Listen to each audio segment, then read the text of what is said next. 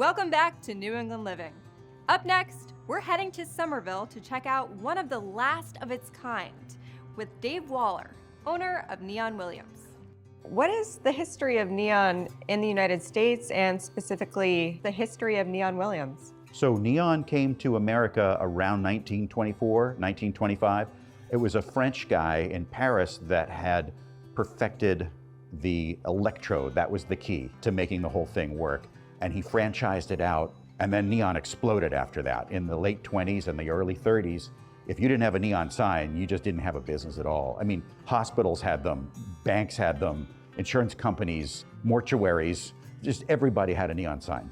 Neon Williams started out as a different name in 1934 in Cambridge as a neon sign shop. Over the years, that family sold it to Charlie Williams, who was a neon glass bender employee working for them. And then his sons came along in the 1970s. They ran it up until probably 5 years ago when they retired and sold the business to us. We bought it from the brothers. They stayed along for about 6 months to train us how to bend the glass and do the work. And then they retired, and now we're off and running on our own. Why was it important for you to preserve this business and really this unique art form? I have been into signs since I was about 8 years old. My brother and I would ride around on bikes, go to the dump and find a sign and bring it home. Kids didn't collect neon signs. They collected bottle caps or stamps and coins and stuff, but I just thought that signs were so cool. So I had quite a good sized collection by the time I got to college. And then after college, I got a pickup truck, and then it got real dangerous. My wife, Lynn, and I would get in the truck, we'd drive around town, save a sign or two, and just put it away. And then over time, we'd just chip away at this big pile of signs and try to restore them. What are some of those memorable signs that you've had over the years? Well, the whole place is filled with really great old vintage signs from New England. The Boys Club sign over here was built in the 1920s, and that was from the Boys Club in Lynn, which is where I grew up. And so that's kind of a memorable sign for me. There's a sign here, the Chicken in a Hurry sign, with a flashing cowboy and chicken going like this. And my dad and I took that down in the rain a long, long time ago, and we just have great memories of that sort of salvage operation it was up in Rowley, Mass. So a lot of the signs that I love the most are signs that we rescued that were in imminent danger of getting taken down and thrown away. When you walk in here, this is not your average office. You have the workshop going on, but it kind of has more of a feel of a museum. Well, we spend a lot of time in here, so we kind of want to make it look nice for ourselves. But it is kind of a repository for a lot of the great old signs from New England.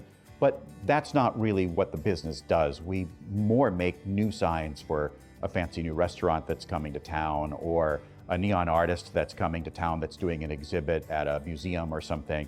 We're really kind of pushing what the possibilities are for neon because we just see such a bright future for it. And then a lot of times movies will rent them. Say it's an old movie set in the 1940s.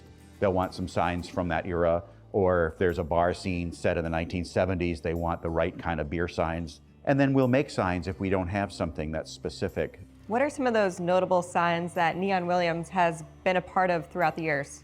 Well, I don't know if you've heard of the Citgo sign, but that's a big neon sign. Never heard of it. And we've worked on that since it was built in 1964 or 5, up until they took the neon out and they put LEDs in it. The Schrafft's building was another great neon sign in Charlestown, right nearby, that we've kept lit. For Fenway Park, a lot of people didn't know that the pesky pole, it has neon inside of it. A lot of people don't know that the old John Hancock Tower, you know, the one that blinks blue or blinks red and that sort of thing, that's all neon inside. From the 1940s that was built, and we keep all of those elements lit and running. Neon used to be really popular, and now people are kind of making the transition to LED lighting. But for you, what makes neon stick out?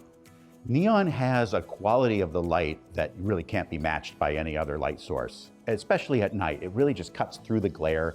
On a rainy night, there's something romantic about it because it's a flame that's burning inside of a glass tube. And it's so long lasting. We have some neon tubes here that are approaching 100 years old that still light. The periodic table and the elements, they weren't all of our strengths in school. Can you just describe how neon works? What happens is when you put electricity through a tube with a gas in it, it excites the atoms and they strike each other and they lose an electron. and they grab somebody else's electron because they don't want to be unstable. And when they do, it gives off light. It's a phenomenon. And the color that it gives off is dependent on the atomic weight of the atoms. So neon has a red glow to it. Argon has a purplish bluish glow to it. Helium we use once in a while and has sort of a pinkish yellowy gold look to it. It's beautiful. What is that process like of creating these signs using neon? It starts with a 4-foot tube of glass that's anywhere from 8 millimeters to 15 millimeters in diameter. You bend it on a pattern on a table to make the shape that you want. You put electrodes on the two ends, you weld them on, they're made of glass, and then you evacuate all of the air. You heat up the tube with electricity so that all the impurities get baked out of the tube because the tube has to be absolutely clean inside.